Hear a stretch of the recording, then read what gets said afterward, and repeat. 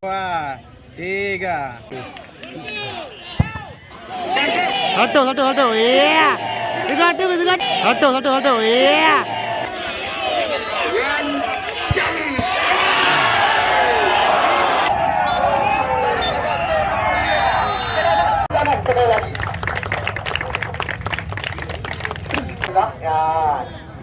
Ya, kita lihat. Ya, Kabar ya. ya, juara yang kedua dengan hadiah uang tunai sebesar 10 juta rupiah ditambah lagi dengan trofi piala. Ya, di mana piala juga sempat kami desain tempat di Total Sport Room Money di belakang halte Muara Batu Aceh Utara milik daripada Siba. 3 ayu. Kemudian untuk sang juara, kapten tim dan pemain-pemain mereka, kami persilakan bersama Aceh Utara, kami persilakan Sekian Putra dan kawan-kawan untuk dapat memasuki lingkaran yang telah kami sediakan. Ya beramai ayu.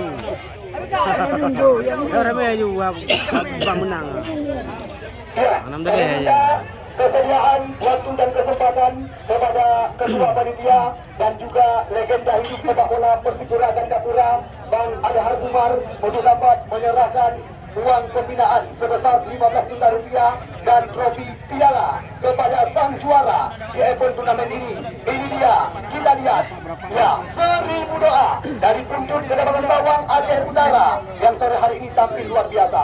Akmal Matang, anak Kadamang Akmal, Kadamang Jakmal, Kadamang Turun. Balik tinggal.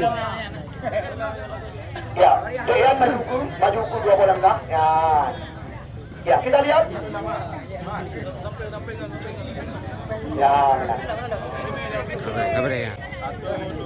ya, uang tunai sebesar 15 juta rupiah dan trofi piala kita akan langsung diserahkan secara simbolis oleh legenda hidup Persipura Gandapura. Terima kasih kami ucapkan kepada Bang Adhar Umar yang baru saja menyempatkan diri untuk menyerahkan trofi piala dan juga uang pembinaan sebesar 15 juta rupiah kepada tim 1000 doa.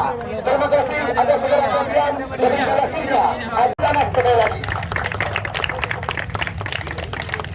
Terima kasih kepada Bapak Besik Jataun. Sediaan kepada saudara Muhammad Kansil atau Si Kansil untuk dapat menyerahkan uang pembinaan dan juga cindramata yang telah dipersiapkan secara rapi dibentuk dalam bingkai oleh Abu Isan, pemilik daripada Sanjayama Jalan Pasar Impres Dumani Sawang Aceh Utara.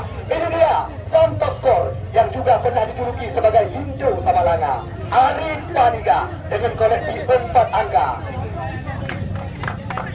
Adhar Umar untuk dapat menyerahkan.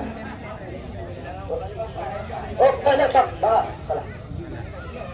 Lepai. Ya, lepai. Ada juara yang kedua.